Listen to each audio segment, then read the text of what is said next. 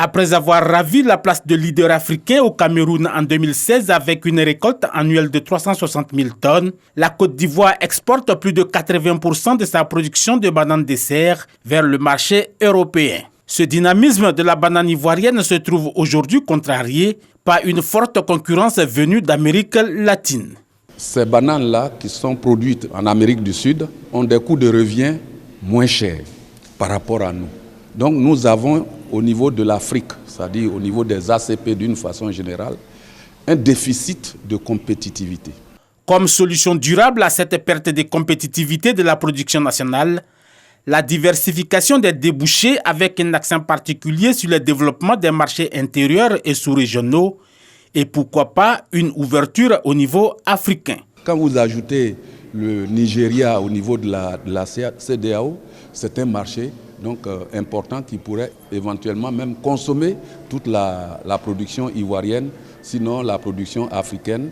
Ce marché potentiel qui pourrait être une voie de sortie profitable pour les producteurs ivoiriens a besoin de corridors sans obstacle. Ce plaidoyer en direction des forces de l'ordre est porté à bout de bras par l'organisation professionnelle des mûrisseurs de Côte d'Ivoire. Quand on nous arrête sur la route et que la banane traîne, la banane c'est un produit qui est très fragile.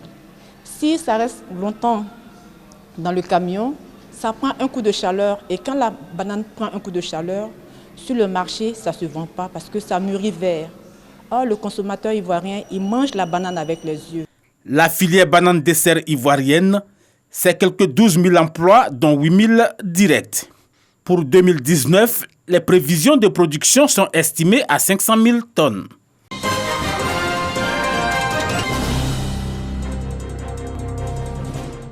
La conférence « Les femmes dans la science des données » vise à aider les femmes de toutes les franges de la population et de toutes les couches sociales à se servir des données pour faire de bonnes prévisions afin d'être plus compétitives dans leur secteur d'activité. 4 panélistes de différents secteurs socio-professionnels, banques, téléphonie mobile, PME et ONG ont partagé leur expérience en la matière. Si quelqu'un veut avoir une activité lucrative, une femme veut avoir une activité lucrative pour nourrir sa famille, il faut qu'elle s'assure que, effectivement, en ayant ce projet-là, elle va réellement gagner de l'argent. Parce que quand elle vient devant le banquier et qu'elle parle au banquier, le banquier sait que oui, ça c'est quelqu'un qui a bien étudié la question et va pouvoir donc me repayer quand je vais lui prêter de l'argent. Nous avons mis en œuvre, par exemple, un projet de mobilisation sociale contre le viol. Tant de jeunes gens sont allés vers les utilisateurs des réseaux sociaux et nous avons pu toucher plus de 100 000 personnes. Ces données-là nous ont permis de rééditer ce projet. Les participantes ont reçu en atelier thématique des notions de base pour une utilisation efficace des données. Des résultats sont attendus à l'issue de ces travaux.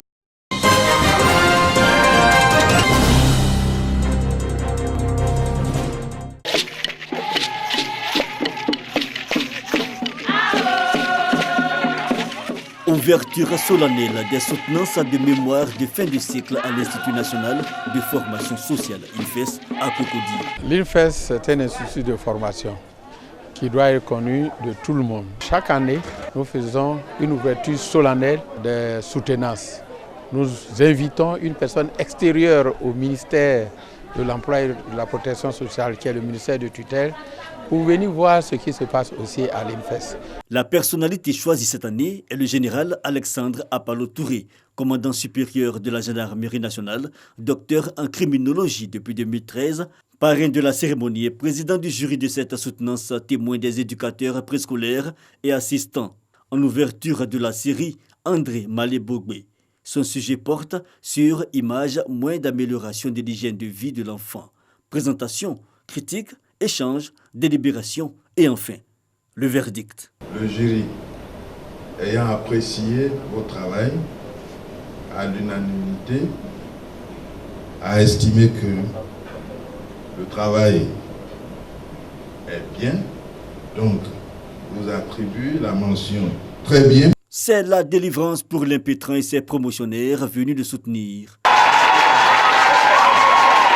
Pour un aboutissement aussi heureux comme ça, vraiment, je ne peux qu'être heureux et dire merci à Dieu. Le directeur de l'école et le parrain insistent sur la saine émulation et l'excellence. L'observation de l'absence d'hygiène corporelle et bucco-dentaire chez les enfants de Takwa, village de la sous-préfecture de Guibiroi, région du Go, où il a effectué 6 mois de stage, a permis à André Mallet de trouver son sujet de recherche. Après lui, 180 autres soutenances vont se tenir jusqu'au 11 octobre prochain.